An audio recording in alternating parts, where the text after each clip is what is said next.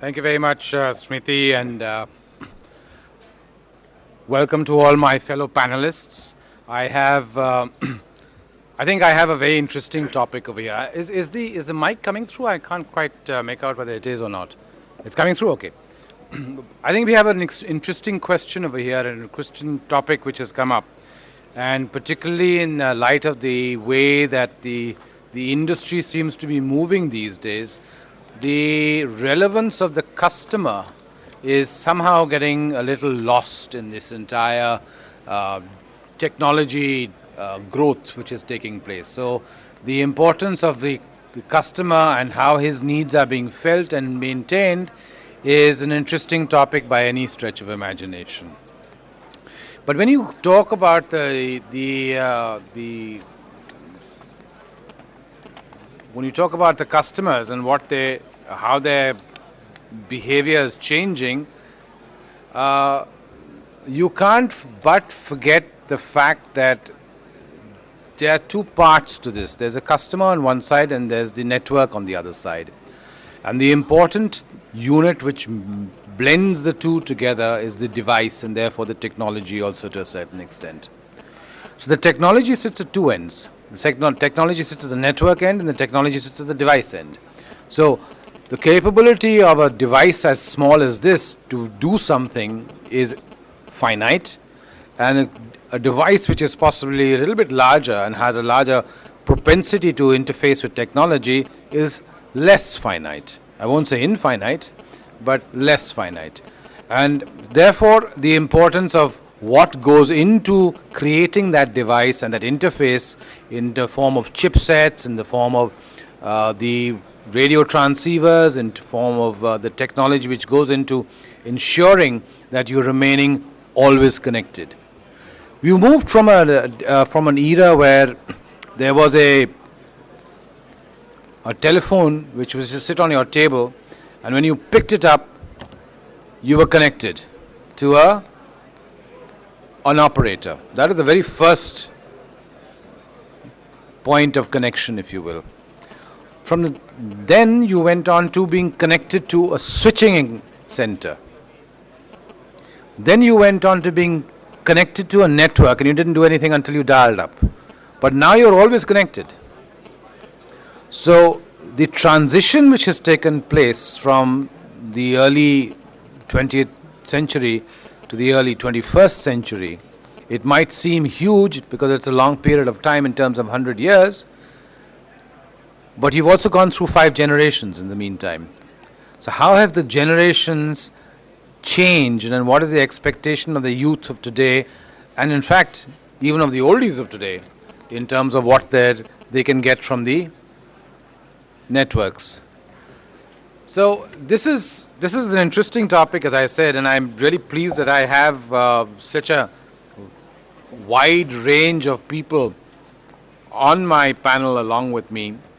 And I think over the course of the next 90 minutes, we should have not just an intense discussion, but I'm sure there will also be a great question and answer session which is going to follow. So I'm just going to pick up a couple of these CVs, but I think I'm going to start with Shabir on my immediate right hand side. Shabir Momin is CEO of Zenga Group of Companies and is one of the founders as a young and successful entrepreneur and a professional with an excellent track record in mobile VAS, mobile media and telecommunications. In the past, he has been with the Asia head for a technology innovation company called Pixel Technologies and Centac Incorporated in the USA. He's also been CEO Asia for iConnect, a US-based MNC, an operation comprising more than 9,000 seats working out of the Asia-Pacific region.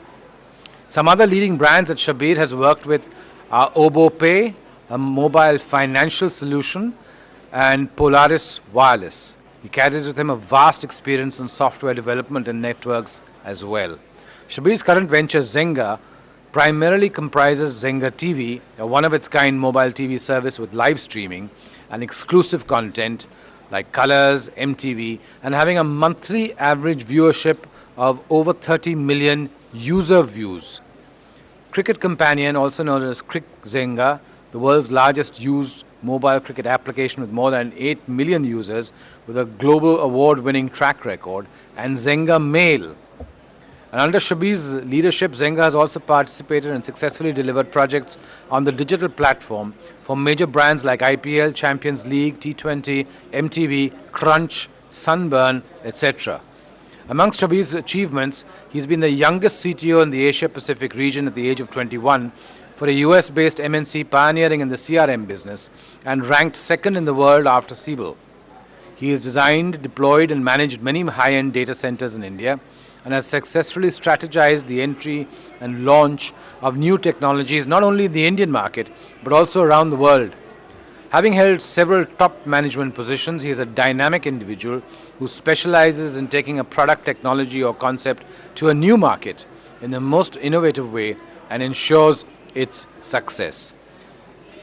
Shabir is going to talk to us today a little about his experience in the media world and how he sees the need of the consumer behavior changing in light of the technology and the changing environment around us. Shabir. Thanks, Rajat. Hi, guys. Can I just dive in for a minute over here? I just want to set the stage for my colleagues on the panel. Each of them will have 10 minutes to speak, right? I have already spoken for, I think, about 3 to 4 minutes. I will try and close with about 4 or 5 minutes. So I'll also be taking about 10 minutes on a total. And then we'll open the floor to a 20-minute question and answer session. All right? So keep yourself involved. I'm sure that the questions are going to flow fast and furious. Sorry to interrupt you. No problem. Please. Thanks, Rajat. Hi, everybody. I'm going to share a bit of my experience with the digital space and why it is exciting, why did I get into this space. I started my career very young, moved into software development and then eventually to networks, then telecom, and then a hybrid of all of that, and then finally bounced back into innovative space.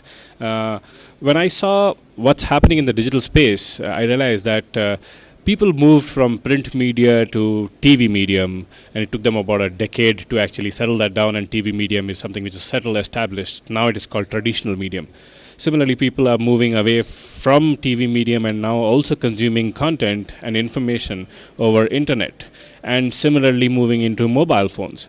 But the transition phase is much, much shorter. The transition from print medium to the TV medium versus TV medium to web medium, and then from web and mobile medium coming back from the traditional medium. That's very fast. And the innovative space that is happening in the web and mobile medium is extremely high. What's happening is there are a handful of those companies worldwide who created certain very big, nice, fundamental technologies. I would say Facebook was one of them, Google is one of them. These are fundamental inspirations, fundamental verticals that were created by these organizations. People started following them, and then they branched out into many such different. The behavior of the user is changing. Earlier, things used to be for a TV medium, for example, on a media front. If you look at it, people used to follow channels. I used to wake up on a Sunday morning when I was a kid to watch that cartoon show in the morning at 9:30 a.m. But those days, I used to have a very high antenna, which me and my dad used to adjust to make sure that we get a better clarity. Good was never there. It was supposed to be just better. And during that, we used to look at all those pixelated images, and I used to try and figure out which one is Mickey and which one is Mouse, and then follow the story beyond that. And we were still happy. From that era to where we are looking at HD kind of content available on even mobile phones today. What is making the change? The change is happening is because there is a demand from the user. The user is ever hungry. They always want more. No matter what you give them, they keep wanting more, which is the driving factor, which is actually making the networks go to change, to improve, to keep the customer satisfied. The handsets are improving, the prices of handsets are going down. In fact, today there are handsets available which are more powerful than the normal laptops. Now, this trend change has happened. People have moved away from appointment viewing, like what I did when I was a kid, to Now what people do is people used to follow TV channels earlier. Then they moved away from TV channels and started following TV shows. So they didn't have channel loyalty, they started having show loyalty.